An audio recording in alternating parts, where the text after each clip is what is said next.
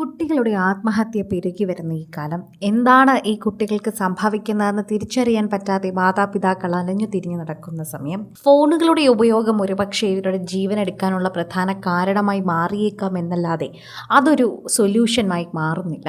Phone മാറ്റിവെക്കലോ പിടിച്ചു വെക്കലോ ചെയ്താൽ പോലും ആത്മഹത്യ ചെയ്ത കുട്ടികൾ ഇപ്പോൾ നമുക്ക് ചുറ്റുമുണ്ട്.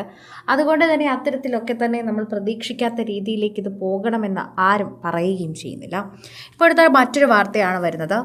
ഇൻസ്റ്റഗ്രാം വഴി പരിചയപ്പെട്ട കൊറിയൻ യുവാവിൻ്റെ മരണത്തിൽ മനം നൊന്ത് +1 വിദ്യാർത്ഥിനി ആത്മഹത്യ ചെയ്തു എന്നതാണ് ഇതിൽ പറയുന്ന ഒരു പ്രധാനപ്പെട്ട വാർത്ത. ആദിത്യ എന്ന മഹേഷ് രമ്യ ദമ്പതികളുടെ ഏക മകളാണ് മരിച്ചത്. തിരുവാങ്കുളം മാമല കക്കാട് സ്വദേശിയാണ് മഹേഷ് രമ്യ ദമ്പതികളുടെ ഏക മകളാണ് ആദിത്യ. അങ്ങനെ പല കാര്യങ്ങളിലേക്കുള്ള കടന്നുപോക്കലാണ് ശരിക്കും പറഞ്ഞാൽ ഈ മരണത്തെ സൂചിപ്പിക്കുന്നതെന്ന് പറയാം. ചൊവ്വാഴ്ച രാവിലെ 9 മണിയോടെ വീടിന് സമീപത്തെ ശാസ്താംമുകൾ ഭാഗത്തുള്ള പാറമടയിൽ വെള്ളക്കെട്ടിലാണ് മൃതദേഹം കണ്ടെത്തിയത്. സംഭവത്തെക്കുറിച്ച് പോലീസ് ചില അന്വേഷണത്തിലും പ്രാഥമിക നിഗമനത്തിലും ചില കാര്യങ്ങൾ രേഖപ്പെടുത്തുന്നു. രാവിലെ പതിവ് പോലെ സ്കൂൾ യൂണിഫോം ധരിച്ച് ഉച്ചഭക്ഷണവും കരുതി സ്കൂളിലേക്ക് പോവുകയാണെന്ന് പറഞ്ഞ ആദിത്യ വീട്ടിൽ നിന്നിറങ്ങി. പാറമടയുടെ കരയിൽ സ്കൂൾ ബാഗ് ഇരിക്കുന്നത് കണ്ട് സംശയം തോന്നിയ നാട്ടുകാരാണ് പരിശോധന നടത്തിയത്. തുടർന്ന് വെള്ളത്തിൽ മൃതദേഹം കണ്ടെത്തുകയായിരുന്നു. ആദിത്യയുടെ ബാഗിൽ നിന്നും പോലീസ് ആത്മഹത്യാക്കുറിപ്പ് കണ്ടെത്തി. ഇൻസ്റ്റഗ്രാം വഴി പരിചയപ്പെട്ട കൊറിയൻ യുവാവുണ്ട്. ജനുവരി 9 അദ്ദേഹം മരിച്ചു. ആ വേർപാടിൽ മനംനൊന്താണ് താൻ ആത്മഹത്യ ചെയ്യുന്നതെന്നും കുറിപ്പിലുണ്ട്. ചോറ്റാനിക്കര പോലീസ് അസ്വാഭാവിക മരണത്തിന് കേസെടുത്തിട്ടുണ്ട്.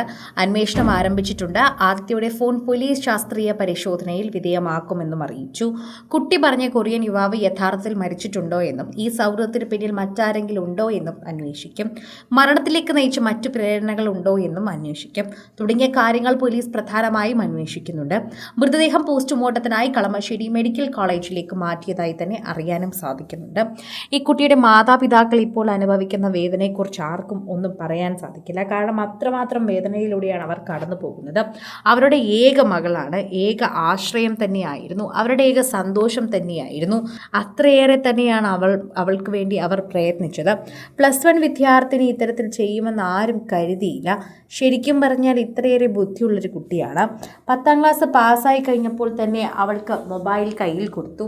അവൾക്കത് ബുദ്ധിയോടെ ഉപയോഗിക്കാൻ അറിയാമെന്നാണ് മാതാപിതാക്കൾ കരുതിയത്. എന്നാൽ എവിടെയോ സംഭവിച്ച ഒരു അബദ്ധം. ആ അബദ്ധത്തിൻ്റെ പേരിൽ തന്നെയാണ് ആ പെൺകുട്ടി ഇത്തരത്തിൽ ആത്മഹത്യയിലേക്ക് പോയത്. ഇനി ഇതിന് പിന്നിലെ സത്യാവസ്ഥകൾ അന്വേഷിക്കും. എന്താണ് ഇതിന് പിന്നിൽ പറയാനുള്ളതെന്നും ഇതിൻ്റെ കാര്യങ്ങളെന്നും അന്വേഷിക്കും. എങ്കിൽ മാത്രമേ കൂടുതൽ കാര്യങ്ങൾ തിരിച്ചറിയാൻ സാധിക്കൂ. സോഷ്യൽ മീഡിയയിൽ തന്നെ എല്ലാവരും ഈ വാർത്തയെക്കുറിച്ച് പ്രതികരിക്കുന്നതും ഇത്തരത്തിൽ തന്നെയാണ് എന്ന് പറയാം. ഈ കുട്ടിയുടെ ആത്മഹത്യയുമായി വച്ച് പ്രതികരിച്ചുകൊണ്ട് നിരവധി കാര്യങ്ങൾ സോഷ്യൽ മീഡിയയിൽ ചർച്ച ചെയ്യുന്നു. സിനിമ, ഫാഷൻ, ലൈഫ് സ്റ്റൈൽ വാർത്തകൾക്കായി മലയാളി ലൈഫ് സബ്സ്ക്രൈബ് ചെയ്യൂ. ലേറ്റസ്റ്റ് അപ്ഡേറ്റ്സിനായി ബെൽ ബട്ടണും അമർത്തുക.